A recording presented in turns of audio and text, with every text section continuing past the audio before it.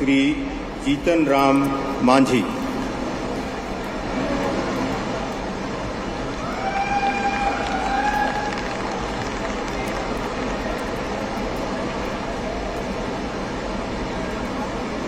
बार फिर से रुक करते हैं दिनेश सिंह जी का, राजनीतिक विश्लेषक हमारे साथ जुड़े हुए हैं। दिनेश जी, हम चर्चा कर रहे थे, आप बता भी रहे थे कि मोदी 3.0 का टर्म जो है, चूंकि अब तो आधिकारिक तौर पर, संवैधानिक तौर पर ये टर्म शुरू हो गया, चूंकि पीएम के तौर पर नरेंद्र मोदी ने शपथ ले भी लिया है। इसके अलावा हम हरियाणा और दिल्ली के प्रोस्पेक्ट में भी बात आगे करें, लेकिन चूंकि आप बता भी रहे थे कि प्रधानमंत्री मोदी के तौर पर ये तीसरा टर्म आज की शपथ से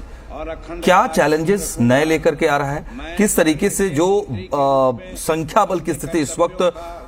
गवर्नेंस को लेकर के और अपोजिशन को लेकर के बनी हुई है, तो क्या ये मानकर चले कि इस बार का टर्म पहले के मुकाबले ज्यादा चैलेंजिंग होगा? देखिए, चैलेंजेस मुझे नजर के, देखिए सर, है कि कोरिया जैसे पक्ष के द्वारा एक तरह से अफवाह उड़ाने की और उस तरह को नैरेटिव सेट करने के दोबारा चुनाव के बाद में कुछ कोशिश थी मेरे ख्याल से, मुझे लगता है। बाकी ऐसी कोई किस तरह की कोई किस तरह की समस्या है कि ऐसे मुझे नहीं प्रतीत होता, क्योंकि अपने तरीके जैसे कि पहले बताया जा रहा था कि हो सकता है, जैसे कि मैं क्लियर करके आपको समझ बिल्कुल बिना किसी लाज लपेट के, कि जैसे टीडीपी और नीतीश जी जैसे साथ में है कि चंद्रबाबू नायडू और नीतीश जी जो है वो अपने तरीके से यह सहयोग दल जो है अपने तरीके से, और कुछ को जैसे कि ज्यादा ऐसी मांगे रख सकते हैं, जैसे मंत्रालय लेने की कोशिश करते हैं, जिसमें कि जैसे कहीं ना कहीं इनके लिए और कहीं ना कहीं उसको टालना बड़ा मुश्किल होगा, उनको नजरअंदाज करना मुश्किल होगा। लेकिन उसी पे वो नहीं हटके, उन्होंने एक तरह से विकास की राह और मोदी कैबिनेट की जो तीसरी जो कार्यकाल है उसमें विश्वास पूरे से जताया, और उन्होंने वरीयता अपने स्टेट्स को दी। जैसे कि नीतीश जी ने क्लियर बोला कि हमें जो है अपने स्टेट की प्रगति, बिहार की प्रगति में ज्यादा भरोसा, और हम लोग चाहते हैं कि ज्यादा से ज्यादा बिहार का विकास हो, और उसमें उसके लिए पैकेजेस और ये विशेष राज्य का जो दर्जा देने वाला काम की स्पेशल स्टेटस जो है वो बहाल किया जाए, अपने तरीके से दोबारा नए तरीके से शुरू करके और वो दिया जाए। इसी प्रकार से टीडीपी ने बोला कि हमारे प्रदेश को उस तरीके से और ज्यादा पैकेजेस दे करके और प्रदेश की खुशहाली में काम करे, जिसके लिए मोदी जी ने स्वयं एक तरह से पहले भी हाथ धर रखी थी, और वो कटिबद्ध है कि ठीक है पहले से जैसे विजन ले रहे थे तो पूरे देश का जो है पूरा विकास हो, तो उसको लेकर के। और जैसे कि अभी जैसे आज के शपथ ग्रहण में थोड़ा सा बताना चाहूंगा कि 12 जो मंत्री हैं उन्होंने जैसे कि जो मान के चले कि अलायंस पार्टनर्स हैं उन्होंने भी साथ शपथ ली, और 70 के आसपास में चले, 70 से 1-2 शायद ऊपर जो है उन लोगों ने शपथ ली, जिसमें कि मोदी कैबिनेट के जो है वो भी शामिल है, जो पहले के उसमें कैबिनेट शामिल थी, इनका अच्छा खासा अनुभव है। तो मैं थोड़ा बताना चाहूंगा उसमें आपको कि इसमें पहले के 70-72 के जिसमें 30 कैबिनेट मंत्री उन्होंने लिए, 5 स्वतंत्र प्रभार वाले राज्य मंत्री और 36 जो है राज्य मंत्री वो शामिल है इसमें, और 24 राज्यों के साथ साथ सभी क्षेत्रों के प्रतिनिधित्व मिल जाएगा। और उसमें देखिए थोड़ा विस्तार से बताना चाहूंगा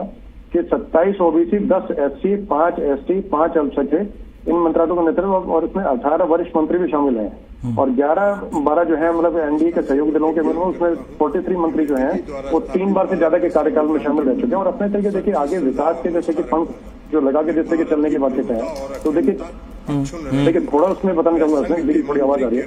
कि इसमें ये थोड़ा सा ये है कि जैसे पहले से जैसे कि जिनको अनुभव प्राप्त है, जैसे अमित शाह जी बोले हैं, या जैसे कि राजनाथ सिंह जी का नाम ले, या नितिन गडकरी जी का, अश्विनी वैष्णव हो गए, तो तमाम ऐसे मंत्री जिनके पास में लंबा 3-3 बार का 2-2 बार का अनुभव है, तो अपने तरीके से मुझे नहीं लगता कि बुलेट ट्रेन से लेके नीचे जैसे कि अपना लोकल स्तर पर जो भी जैसे विकास कर रहे होंगे उसमें किसी तरह के रोक टोक कुछ आएगी, और उसी प्रकार से किसी चीज को मनमुटाव, मनभेद, मतभेद किसी प्रकार का मुझे नहीं लगता इस तरीके से जिस तरह की अटकलें विपक्षियों द्वारा लगाई जा रही थी। क्योंकि अभी जैसे कि छोटी सी एक घटना देखने को मिली कि एनसीपी जो है उनकी तरफ से, अजीत पवार गुट की तरफ से, जैसे कि एक छोटी सी घटना थी कि उसमें उनको कैबिनेट मंत्री के बारे में जो है शायद उनको कुछ संशय था, लेकिन उनको अकोमोडेट करने के लिए पैसे तय करके उनको बता दिया गया भाई आपको कहने के अकोमोडेट किया जाएगा। तो सभी तरीके से किसी प्रकार की ना तो टीडीपी ने किसी तरह का कोई रोड़ा अटकाने का काम किया है, ना आगे उन्होंने पूरे तरीके से आश्वासन दिया, पूरी गारंटी दी है कि हम लोग पूरे 5 साल तक खुद को चलेंगे। अब जैसे मैं ये समझना चाहता हूँ कि आपने एनसीपी का जिक्र किया है, ठीक है, अकोमोडेट करने का भरोसा दिया गया है, आने वाले समय में विधानसभा चुनाव भी कुछ महीने ही बाकी रह गए हैं, तो ये संभव नहीं है कि अगर उनके वो हिसाब से चीजें नहीं चली तो फिर वो दबाव बना सकते हैं, और शायद यही बात जो है आप भी कह रहे हैं कि टीडीपी को लेकर या जेडीयू को लेकर के, तो ये आशंका बनी हुई है, या मानकर चले कि नरेंद्र मोदी ने इसको जबरदस्त तरीके से शुरुआत में डैमेज कंट्रोल कर लिया?